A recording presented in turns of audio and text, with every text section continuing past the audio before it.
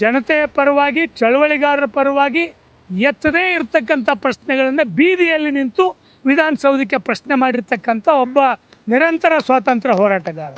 ಅವತ್ತು ದೊರೆಸ್ವಾಮಿ ಅವರಿಂದ ಏನೇನೇನೆಲ್ಲ ಪಡೆದ್ರು, ದೊಡ್ಡ ದೊಡ್ಡ ಸ್ಥಾನಕ್ಕೆ ಹೋದರು.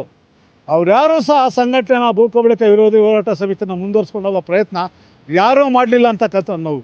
ಗಾಂಧೀಜಿ ಖಳನಾಯಕ ಆಗಿ ಗೋಡ್ಸೆ ನಾಯಕ ಆಗ್ತಕ್ಕಂಥ ಒಂದು ವಾತಾವರಣದಲ್ಲಿ ನಾವು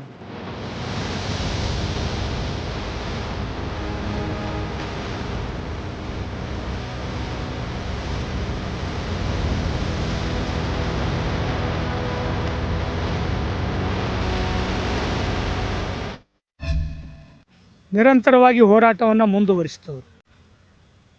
ಅವರು ಸ್ವಾತಂತ್ರ್ಯ ಹೋರಾಟಗಾರ ಅಂತಕ್ಕಂಥ ಯಾವುದೇ ಹಮ್ಮು ಬಿಮ್ಮಿ ಇಲ್ಲದೇ ನಿರಂತರವಾಗಿ ಒಬ್ಬ ಹೋರಾಟಗಾರಾಗಿ ಕೆಲಸ ಮಾಡಿದವರು.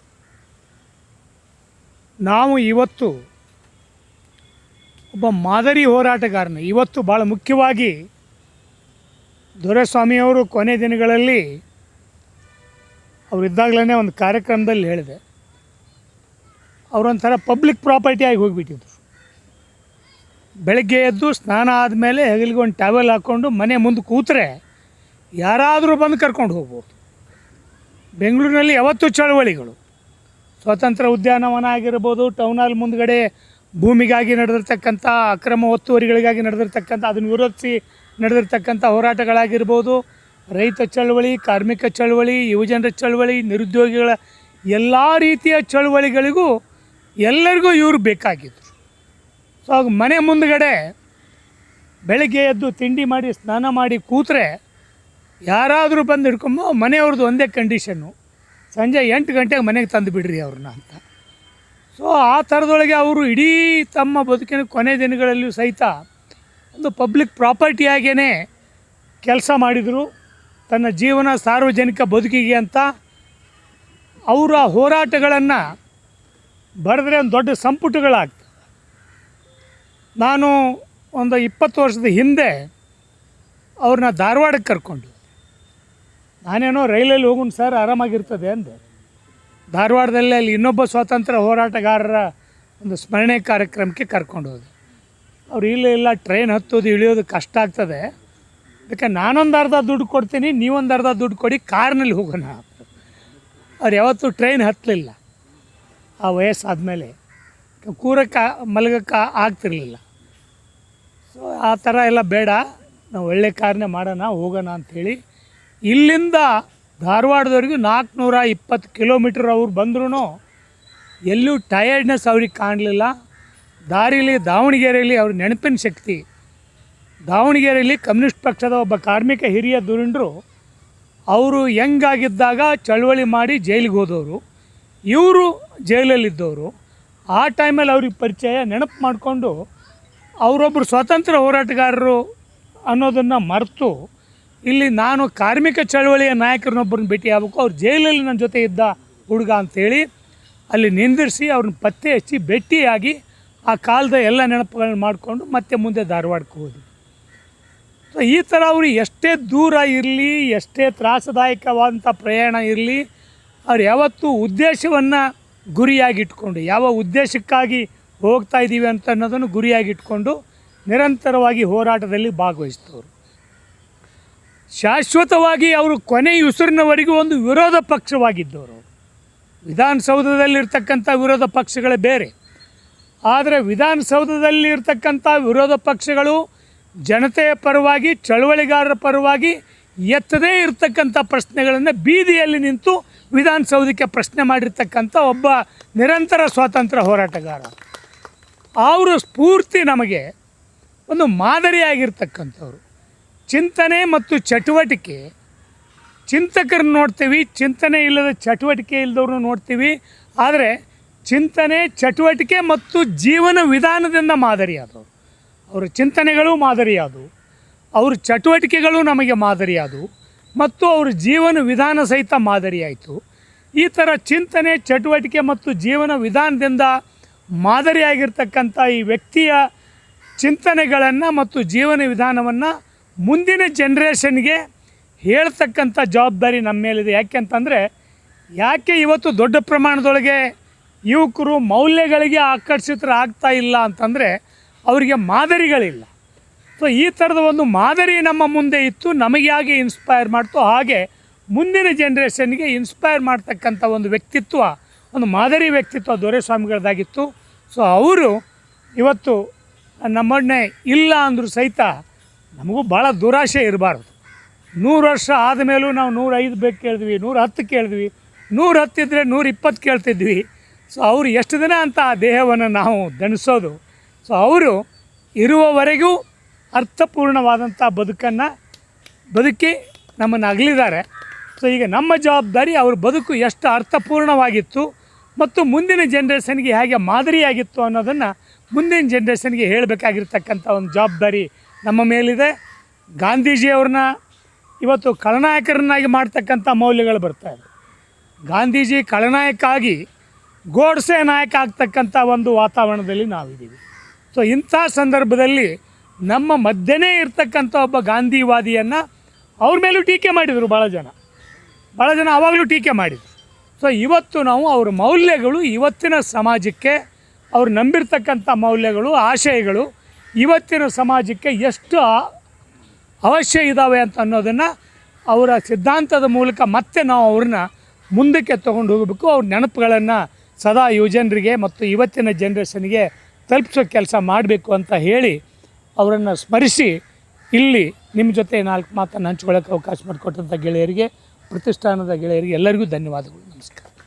ಟೌನ್ ಹಾಲ್ ಮುಂದೆ ನಿರಂತರವಾಗಿ ಆ ಹೋರಾಟದಲ್ಲಿ ಒಂದು ದೊಡ್ಡ ಮಟ್ಟದ ಯಶಸ್ಸು, ಒಂದು ವಿಶೇಷ ನ್ಯಾಯಾಲಯವನ್ನು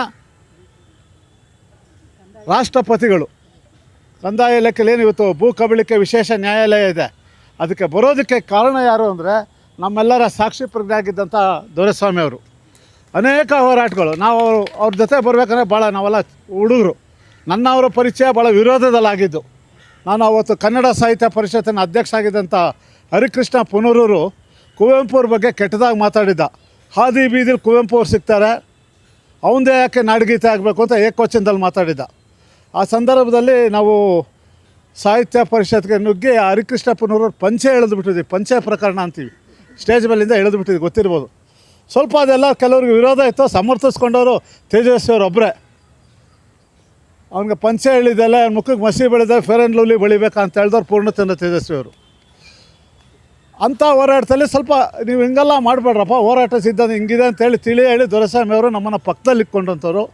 ಭೂ ಕಬಳಿಕೆ ಹೋರಾಟ ತುಂಬ ದೊಡ್ಡ ಮಟ್ಟದಲ್ಲಿದೆ, ಅದಕ್ಕೆ ಸಕ್ರಿಯವಾಗಿ ಭಾಗವಹಿಸಿದ್ವಿ. ಅವರ ಅನುಭವದಲ್ಲಿ ಹೇಳಬೇಕಂದ್ರೆ ನಮ್ಮ ಮನೆ ಹತ್ರ ಒಂದು ರಾತ್ರಿ 2 ಬಾರ್ ಆಗೋಗ್ಬಿಡ್ತು. 2 ಬಾರ್ನ ಎತ್ತಿಸ್ಬೇಕು, ಅಕ್ಕಪಕ್ಕದವ್ರು ಸಹಿ ಇಲ್ಲ, ಸಹಾರು ಮಾಡಿಲ್ಲ. ಈ 2 ಬಾರ್ನ ಎತ್ತಿಸ್ಬೇಕು. ಅವ್ರನ್ನ ಬರೀ ಫೋನಲ್ಲಿ ಕೇಳ್ಕೊಂಡೆ, ನಾನು ತಾತ ಅಂತ ಕರಿತಿದ್ದೆ, ಏನು ಮಾಡೋಣ ತಾಯಿ, ಇಲ್ಲ ನೀನು ಕೂತ್ಕೋ, ಹಿಂಗೆ ಮಾಡು, ಹಿಂಗೆ ಮಾಡು, ಧರಣಿ ಮಾಡಿಸು ಅಂತೇಳಿ ನಾನು ಸುತ್ತಮುತ್ತಲ ನಾಗರಿಕನ ಕುಣಿಸಿ ನಂಬ್ತಿರೋ ಬಿಡ್ತಿರೋ ಒಂದು 3 ದಿವಸದೊಳಗಡೆ ಆ ಬಾರ್ ಲೈಸೆನ್ಸ್ನ ರದ್ದು ಮಾಡಿ ಆ 2 ಬಾರ್ನ ಇವತ್ತು ಎತ್ತಿಸಿದ್ದೀನಿ. ನಾಗರಿಕರು ಸುಸಂಸ್ಕೃತವಾಗಿ ಓಡಾಡ್ತಾ ಇದ್ದಾರೆ. ಅದು ನಾನು ಮಾಡಿದ್ದಲ್ಲ, ದೊರೆಸ್ವಾಮಿ ಅವ್ರು ಮಾಡಿದ್ದು. ಅವರು ಅಲ್ಲಿ ಕೂತ್ಕೊಂಡೇ ನನಗೆ ಸಲಹೆ ಕೊಟ್ಟರು. ಯಾಕೆ ನಾನು ದೊರೆಸ್ವಾಮಿ ಅವ್ರ ಬಗ್ಗೆ ಭಾಳ ನೋವಿನಿಂದ ಹೇಳಬೇಕು ಅಂದರೆ, ಪಾಪ ಭಾಳಷ್ಟು ಜನ ಹೇಳಿದ್ರು, ಸಾವಿರಾರು ಹೋರಾಟಗಳು ಮಾಡಿದ್ದಾರೆ, ಅವರು ಎಷ್ಟೋ ಜನಕ್ಕೆ ನ್ಯಾಯವನ್ನು ಕೊಡಿಸಿದ್ದಾರೆ. ಆ ಸಾವಿರಾರು ಹೋರಾಟದಲ್ಲಿ ಒಬ್ಬೊಬ್ಬ ಬಂದರೆ ನಾವಿಲ್ಲಿ 1000 ಜನ ಸೇರಬೇಕಾಗಿತ್ತು. ಸ್ನೇಹಿತರು ಹೇಳಿದ್ರು, ಬೆಳಗ್ಗೆ ಮನೆ ಮುಂದೆ ಕೂತ್ಕೊಂಡ್ರೆ ಅವ್ರನ್ನ ಎಳ್ಕೊಂಡು ಹೋಗ್ತಿದ್ದೆ. ಆ ರೀತಿ ಮಾಡಿದವ್ರಿಗೆ ಭಾಳ ಮನ್ಸಿಗೆ ನೋವಾಗಿದ್ದು. ಯಾರಿಗೆ ಗೊತ್ತೋ ಯಾರಿಗೆ ಗೊತ್ತಿಲ್ವೋ ಗೊತ್ತಿಲ್ಲ, ಒಬ್ಬ ಕೆಟ್ಟ ಹೊಲಸು ಬಾಯಿನ ರಾಜಕಾರಣಿ ಯತ್ನಾಳ್ ಅಂತನೋ ಅವ್ರನ್ನ ಕೆಟ್ಟ ಮಾತುಗಳ ಖಂಡಿಸಿದಾಗ ದೊಡ್ಡ ಮಟ್ಟದ ಹೋರಾಟ. ನಾನು ಇಷ್ಟು ದಿವಸ ಈ ನಾಡಿನ ಜನಕ್ಕೆ ಇಷ್ಟೊಂದು ಕೊಟ್ಟಿದಂಥವ್ರು ಇಷ್ಟೇನ ಪ್ರತಿರೋಧನ ಒಂದು ಮನ್ಸಿಗೆ ತೊಗೊಂಡ್ರು. ಅದು ವಾಸ್ತವ ಸತ್ಯ, ಆದರೆ ಅವ್ರು ಹೇಳ್ಕೊಳ್ಲಿಲ್ಲ. ದೊರೆಸ್ವಾಮಿಯವರು ಆ ರೀತಿ ದುರಂಕಾರವಾಗಿ ಮಾತಾಡಿದಂಥವ್ನಿಗೆ ಸರಿಯಾದ ಪಾಠ ಕಲಿಸ್ತಂಥ, ನಮ್ಮಿಂದ ನಾವು ಹೋರಾಟದಲ್ಲಿ ಮುಂಚೂಣಿ ನಿಲ್ಲಿಸ್ಕೊಂಡಂಥ ಜನ ಯಾರೋ ಮುಂದೆ ಎದೊಳ್ಳಿಲ್ವಲ್ಲ ಅಂತ ಬಂದ್ಬಿಡ್ತು. ಎಲ್ಲ ಗಾಂಧಿ ಭವನದಲ್ಲಿ ಒಂದು ದಿವಸ ಸಾಂಕೇತಿಕವಾಗಿ ಕೂತ್ಕೊಂಡ್ವಿ, ಎಲ್ಲ ಮೌರ್ಯ ಸರ್ಕಲಲ್ಲಿ ಒಂದು ದಿವಸ ಕೂತ್ಕೊಂಡು 100 ಜನ. ಇಷ್ಟೇನಾ ಅಂತಕ್ಕಂಥದ್ದು ಒಬ್ಬ ನಾಯಕನಿಗೆ ಅರಿವಾಗೋದು ಇಂಥ ಕ್ಲಿಷ್ಟಕರವಾದ ಸಂದರ್ಭದಲ್ಲಿ ನಮಗೆ ಆ ಪಾಪ ಪ್ರಜ್ಞೆ ಕಾಡುತ್ತೆ. ಅವತ್ತು ದೊರೆಸ್ವಾಮಿಯವರಿಂದ ಏನೇನೇನೆಲ್ಲ ಪಡೆದ್ರು, ದೊಡ್ಡ ಸ್ಥಾನಕ್ಕೆ ಹೋದರು. ಅವ್ರು ಸಹ ಆ ಸಂಘಟನೆನ ಭೂ ಕಬಳಿಕೆ ವಿರೋಧಿ ಹೋರಾಟ ಸಮಿತಿನ ಮುಂದುವರ್ಸ್ಕೊಂಡು ಹೋಗೋ ಪ್ರಯತ್ನ ಯಾರೂ ಮಾಡಲಿಲ್ಲ ಅಂತಕ್ಕಂಥ ನೋವು ನಾನು ಹೋಗಿದ್ದೀನಿ ಮಲ್ಟಿ ಸ್ಟೋರ್ ಬಿಲ್ಡಿಂಗಲ್ಲಿ ಸಿರಿಮನೆ ನಾಗರಾಜರಿಗೆ ಬಡವ್ರಿಗೆ 2 ಎಕರೆ ಜಮೀನು ಕುತ್ಕೊಂಡ್ಬಿಟ್ರು ರಾತ್ರಿ 6 ಗಂಟೆ 7 ಗಂಟೆವರೆಗೂ ಅಧಿಕಾರಿ ಮುಂದೆ. ಇವೆಲ್ಲ ಕೆಲವ್ರಿಗೆ ಗೊತ್ತಿರಲ್ಲ. ಇಂತಿಂಥ ಹೋರಾಟಗಳನ್ನ ಮಾಡಿದಂಥ ದೊರೆಸ್ವಾಮಿ ಅವ್ರಿಗೆ ಕೊನೆಗಾಲದಲ್ಲಿ ನಾವು ನೋವೇ ಕೊಟ್ವಿ.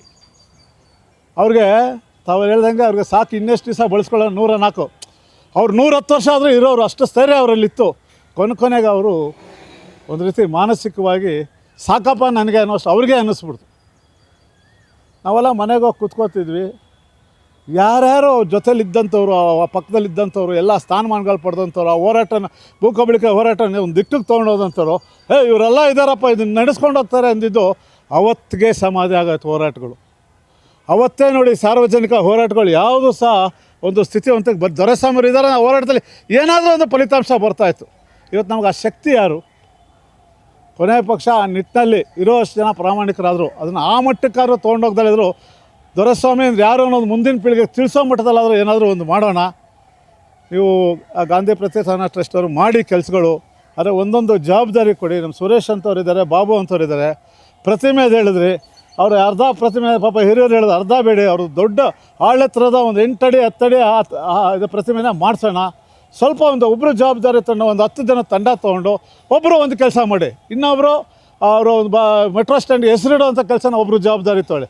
ಹಿಂಗೆ ತೊಗೊಂಡ್ರೆ ಏನಾದರೂ ಒಂದು ಕೆಲಸ ಆಗ್ತದೆ ಅಂತಕ್ಕಂಥದ್ದು. ಎಲ್ಲವನ್ನೂ ಒಂದೇ ಟೀಮ್ ಮಾಡ್ಬೇಕಂದ್ರೆ ಕಷ್ಟ ಆಗುತ್ತೆ. ಒಂದೊಂದು ನಾವು ಜವಾಬ್ದಾರಿ ಕೊಟ್ಟು ಮಾಡಿದ್ರೆ ನಾವು ಸಕ್ರಿಯವಾಗಿ ಒಂದು ಸ್ವಲ್ಪ ಮಟ್ಟಿಗಾದರೂ ಅವರು ಋಣವನ್ನು, ಯಾಕಂದ್ರೆ ನಮ್ಗೆ ಆ ಸ್ಪರ್ಶವನ್ನು ಕೊಟ್ಟಂಥವ್ರು, ಹೋರಾಟ ಅಂದ್ರೆ ಏನು ಅಂತ ತಿಳಿಸ್ತಂಥವ್ರು. ನಾವು ಆಡೋ ಹುಡುಗರು ನಮಗೇನು ಗೊತ್ತಿರಲಿಲ್ಲ, ಸ್ವಲ್ಪ ಹೊರಟಾಗೇ ಇದ್ವಿ. ನಾನು ಭೂ ಕಬಳಿಕೆ ಹೋರಾಟ ಮಾಡುವಾಗ ನಮ್ಮ ಹುಡುಗರಿಗೆಲ್ಲ 3 ನಾಮ ಹಾಕಿ ಬಟ್ಟೆ ಬಿಸಿ ಎದೆ ಮೇಲೆಲ್ಲ ನಾಮ ಬರ್ಕೊಂಡು ಮೆರವಣಿಗೆ ತೊಗೊಂಡೋಗಿ ಕೂತ್ಕೊಂಡ್ಬಿಟ್ಟಿದ್ದೆ ಅವ್ರ ಹತ್ರ. ಏನಪ್ಪ ಎದೆ ಬಗೆದ್ಕೊಂಡು ಬಂದುಬಿಟ್ಟಿದ್ದೀರ ಅಂದಿದ್ರು. ನಮ್ಮ ಹೋರಾಟಗಳು ಈ ದಿಕ್ಕಿನಲ್ಲಿ ಹೋಗ್ತಾಯಿತ್ತು. ಆದ್ದರಿಂದ ಅವ್ರ ಬಗ್ಗೆ ನಾವೇನೋ ಅವ್ರಿಗೆ ಕೊಡೋಕ್ಕಾಗಲ್ಲ. ಇಂಥದ್ದಾದ್ರೂ ಸ್ವಲ್ಪ ಮುಂದಿನ ಪೀಳಿಗೆ ನೆನೆಸ್ಕೊಳ್ಳೋಂಥ ಕೆಲಸ ಮಾಡೋಣ. ಈ ಎಲ್ಲೋ ನಾವು ವಿಚಾರ ಸಂಕಿರಣ ಮಾಡೋದು ಇದೇ ಥರ ಒಂದು ವರ್ಗದ ಜನ ಮಾತ್ರ ಬರೋದು, ಅವ್ರು ಕೇಳ್ಕೊಳ್ಳೋದು ಹೋಗೋದು ಬೇಡಿ. ಸಮಸ್ತ ನಾಡಿನ ಅಸ್ಮಿತೆಗೆ ದುಡಿಯತಕ್ಕಂಥವ್ರಿಗೆ ದೊರೆಸ್ವಾಮಿ ಅಂತವ್ರು ಇದ್ದರು. ಇಂತಿಂಥ ಹೋರಾಟ ಮಾಡಿದ್ರು, ಸಾವಿರಾರು ಹೋರಾಟ ಮಾಡಿದ್ರು. ಅವ್ರು ಮಾಡ್ದಲೇ ಇರೋ ಹೋರಾಟವೇ ಇಲ್ಲ ಅಂತಕ್ಕಂಥ ಒಂದು ಸಂದೇಶವನ್ನು ನೋಡಿದ ತಕ್ಷಣ ತಿಳ್ಕೊಳ್ಳೋ ರೀತಿಯಲ್ಲಿ ಮೊದಲು ಒಂದು ಪುತ್ಥಳಿನ ನಾವೆಲ್ಲರೂ ಸ್ಥಾಪನೆ ಮಾಡೋಣ ಅಂತಕ್ಕಂಥದ್ದು ನನ್ನ ಅಭಿಪ್ರಾಯ. ನಮಸ್ಕಾರ. ಮತ್ತಷ್ಟು ವಿಶೇಷ ವಿಡಿಯೋಗಳನ್ನು ನೋಡಲು ಮತ್ತು ಹೊಸ ವಿಡಿಯೋಗಳ ಬಗ್ಗೆ ತಿಳಿಯಲು ಈ ದಿನ .com ಯೂಟ್ಯೂಬ್ ಚಾನೆಲ್ ಸಬ್ಸ್ಕ್ರೈಬ್ ಮಾಡಿ ಮತ್ತು ಬೆಲ್ ಐಕಾನ್ ಕ್ಲಿಕ್ ಮಾಡಿ.